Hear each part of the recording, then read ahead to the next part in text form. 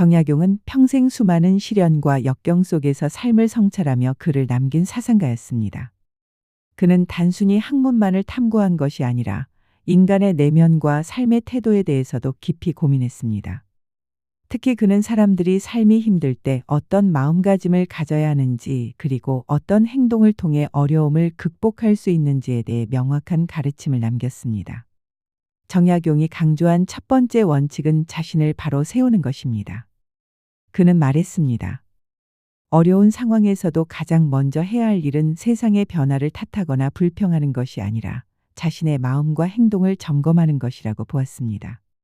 세상은 늘 변하고 상황은 우리가 통제할 수 없는 경우가 많습니다. 하지만 자기 마음을 바로 세우고 매사에 성실하게 임하는 태도는 언제나 우리의 힘이 됩니다. 정약용은 이러한 마음가짐을 통해 어떤 고난도 극복할 수 있다고 강조했습니다. 두 번째로 그는 배움과 성찰을 멈추지 말라고 말했습니다. 고난과 역경의 순간에도 배우려는 자세를 잃지 않는 것이 중요하다는 것입니다. 정약용은 글을 쓰고 연구하며 스스로를 끊임없이 돌아보았습니다. 그는 어려움 속에서도 책을 읽고 세상을 관찰하며 깨달음을 얻는 것이 결국 인생을 견디는 힘이라고 믿었습니다. 이처럼 배움과 성찰은 단순히 지식을 쌓는 행위를 넘어 우리 마음을 단단하게 하고 문제를 새로운 시각으로 바라볼 수 있는 능력을 길러줍니다.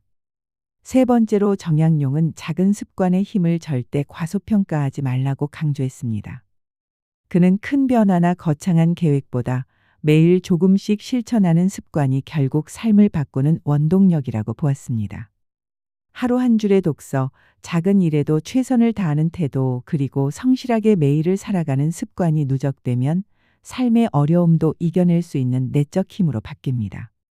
그는 이를 통해 사람이 큰 성취를 이루고 역경 속에서도 흔들리지 않는 정신을 가질 수 있다고 말했습니다.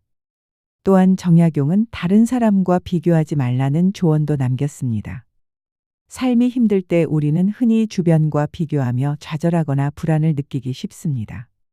하지만 정약용은 타인과의 비교보다 자신의 진보와 성장을 먼저 돌아보는 것이 중요하다고 보았습니다. 남과 비교해 자신을 평가하는 순간 우리는 본질적인 성장을 놓치게 됩니다. 중요한 것은 어제의 나보다 오늘의 내가 조금이라도 나아졌는지를 스스로 확인하는 것입니다. 마지막으로 정약용은 말과 행동을 조심하라고 강조했습니다. 어려움 속에서 우리는 쉽게 분노하거나 좌절감을 표현하기 쉽지만 그럴수록 말과 행동을 신중하게 해야 한다는 것입니다. 그는 이렇게 말했습니다. 혀가 잘려도 함부로 말하지 마라.